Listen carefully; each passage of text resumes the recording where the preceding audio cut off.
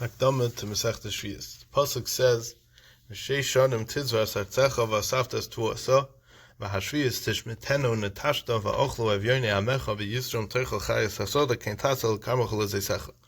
For 6 years you may sow your land and gather in its crop, but in the 7th you shall leave it untended and abandoned, and the poor of your people shall eat, and the beasts of your field shall eat what is left. So shall you do to your vineyard and to your olive grove. Weiter in Sefer Vayikra, Chavhei, Perek Beis through Zion, Daber el b'nei Yisrael v'amarta aleim ki zavoyu ala oretz asher ani neisen lechem v'shov sa ha'oretz Shabbos l'Hashem. Speak to b'nei Yisrael and say to them, when you come to the land that I am giving you, the land shall observe a Sabbath rest for Hashem. Shei shanim tizras hadecha v'shei shanim tizmar karmecha v'asaftas tuasa. For 6 years you may sow your field, and for 6 years you may prune your vineyard, and you may gather in its crop. Ubashana hashviyas Shabbos Shabbos and Yeh la'oretz Shabbos Hashem sodachal esizra v'kamachal esizmar.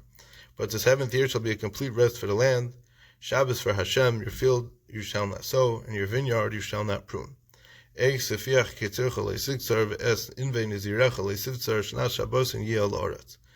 which grows by itself of your harvest you shall not reap, and the grapes you have set aside for yourself you shall not pick. It shall be a year of rest for the land. Shabbos ha'oretz lechem la'ochel l'chol la'avdecha v'la'masecha v'leschircho l'seishocha gar mimach. The uncultivated produce of the land shall be yours to eat for you, for your servant, and for your maidservant, and for your laborer, and for your resident who dwell with you. And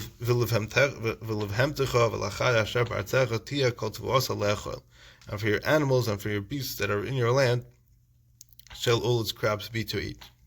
And again we have in Sefer Dvarim, in Perek Tezvav, at the end of every 7 years you shall make a cancellation. And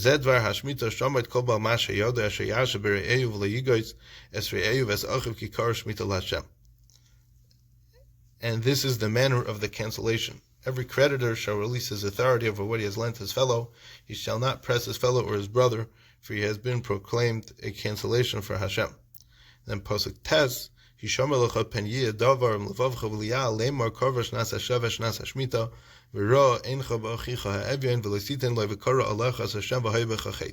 beware lest there be a lawless thought in your heart, saying the 7th year is approaching, the year of cancellation, and you are stingy towards your needy brother, and you do not give him, then he may appeal to Hashem, and it will be a sin upon you.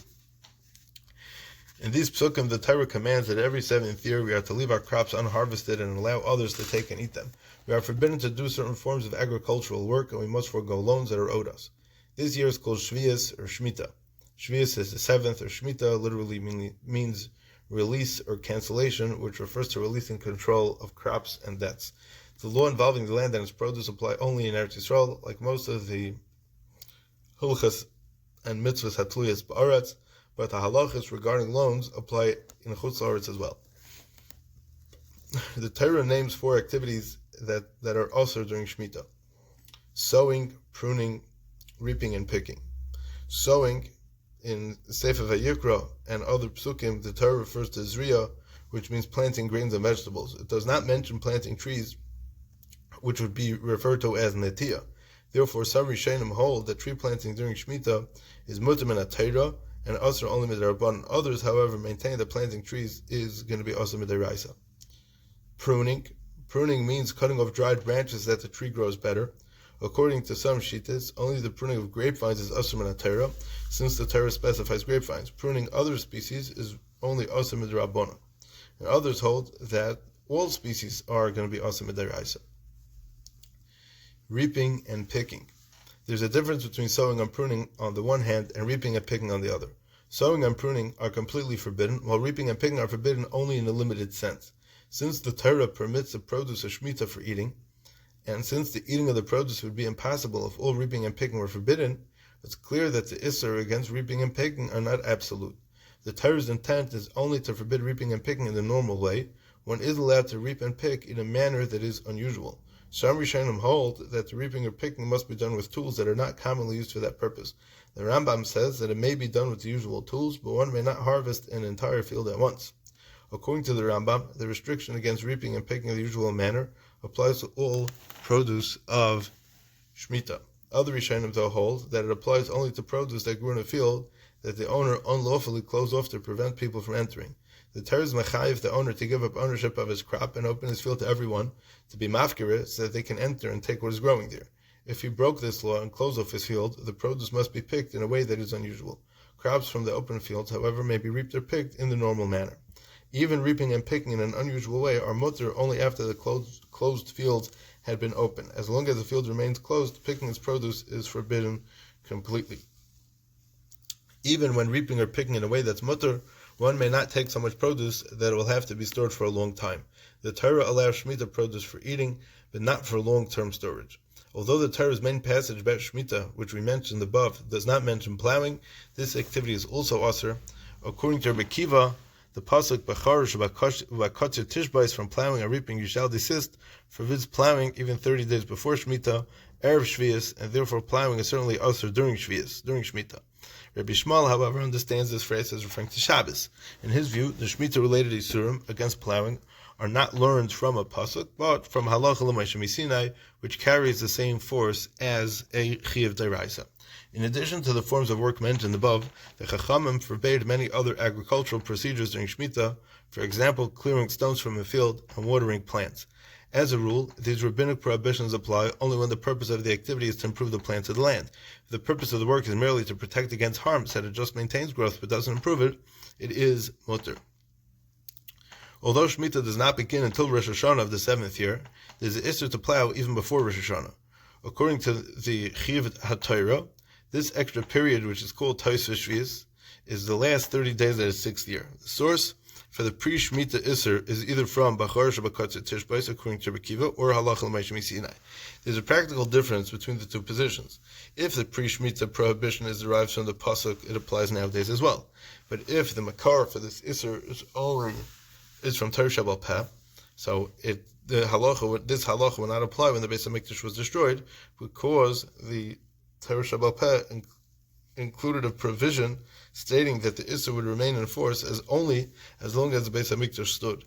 This is the halachically accepted view. Thus today, when the Beis HaMikdash is no longer standing, all the work is mutter until Shemitah actually begins. So there's no issur of Tos V'Shvius B'zman Hazeh, according to some.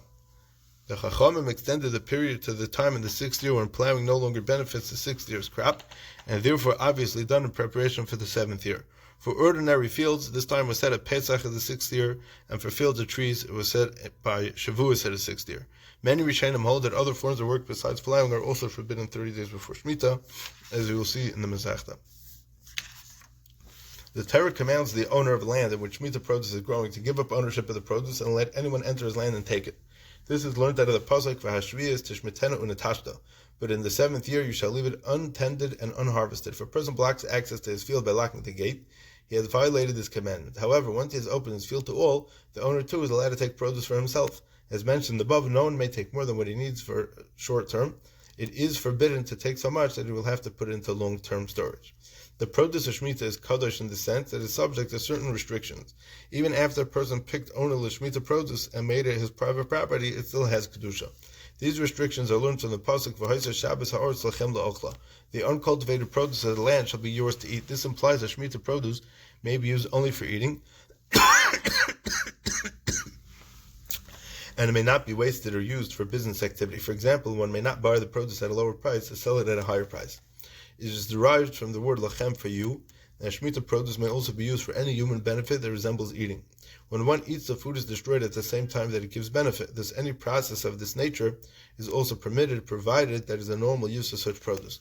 For example, Shemitah oil may be used as fuel in a lamp because the oil is consumed at the same time that it provides light. Shemitah produce, that is animal food, may be fed to animals, as it says in the next pasuk, and for your animals and for your beasts that are in your land shall all his crop be to eat. Produce that is used for eating or any purpose similar to eating, such as fueling a lamp, has a status of Shemitah produce, which is subject to the regulation of Kedusha Shvius. Growths that are used in a manner that does not resemble eating, they are destroyed before they provide benefit, are not classified as Shemitah produce. For example, wood is not Shemitah produce because when wood is used to fuel a fire, it is destroyed, it turns into charcoal before it provides the necessary heat. Therefore, wood that grows during Shemitah lacks Shemitah sanctity, lacks Kedusha Shvius, and may be used for any purpose. There's a difference between various types of plants in regard to how they become classified as Shemitah produce. The status of fruit depends on when it first emerges from the tree. This is the stage known as chanata, when the petals of the flower fall off, as we'll see. If a fruit reaches this stage in the 7th year, it's Shemitah produce, otherwise it's not Shemitah produce. The status of grains, such as wheat or barley, depends on when it reaches a third of its growth. The status of vegetables depends on when they are picked. Minat Teira, all Shemitah produce is permitted for eating and similar activities. However, Midrabanon, after growths, plants that grew by themselves during the Shemitah, either from seeds that fell from the crop of the 6th year, or from roots that remained in the ground after the harvest of the 6th year, the Rabbanon were concerned that people might unlawfully plant crops of Shemitah and then claim that what grew, which is subject to the restrictions of Shemitah produce, is the aftergrowth of the 6th year's crop, which use is not restricted. So to prevent this, the Rabbanon were geyser, the Svichin are Asr. However, this Isser does not apply to fruit trees. Since a tree does not produce fruit in the year that it is planted, a tree illegally, meaning Shalai Kedin, that was planted during Shemitah will not yield Shemitah produce in any event. The Isser is limited to species such as grains and vegetables which produce a yield in the year they are planted. The Isser also does not apply to species that are not usually cultivated. Another halacha that applies to Shemitah produce is the obligation of biur, removal. This obligation concerns Shemitah produce that a person has picked and taken into his home. The Torah says, for your animals and for your beasts that are in your land shall all its produce be to eat. By mentioning both the animals, domestic and wild animals, the pasuk teaches that a person may feed Shemitah produce to his domestic animals only as long as that type of produce is available in the field for wild animals to eat. When the species is no longer available in the fields, for example, because it has rotted, it has to be removed from the house. The person who picked produce to that species must perform the process of biur, in which he gives up his rights of ownership in the produce and puts it outside his house for anyone to take. Once this is done, the produce may be eaten. Even the person who has just made it ownerless can take it back for himself. The Rambam defines biur differently. In his view, when the deadline for a species of Shemitah produce arrives, when the species is no longer available in the fields, it becomes forbidden for consumption and must be destroyed. According to most other shittas, biur is minat Torah. However, the Ramban suggests that it is only a chiyuv midrabanan. If a person fails to perform biur at the required time, the produce becomes asur forever, as explained in the Ramban.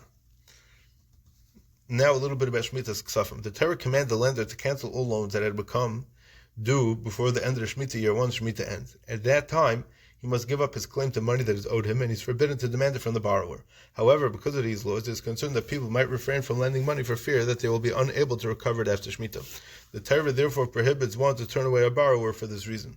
A device known as Prusbul was instituted by Hillel, which allowed loans to be collected without violating the Shemitah law.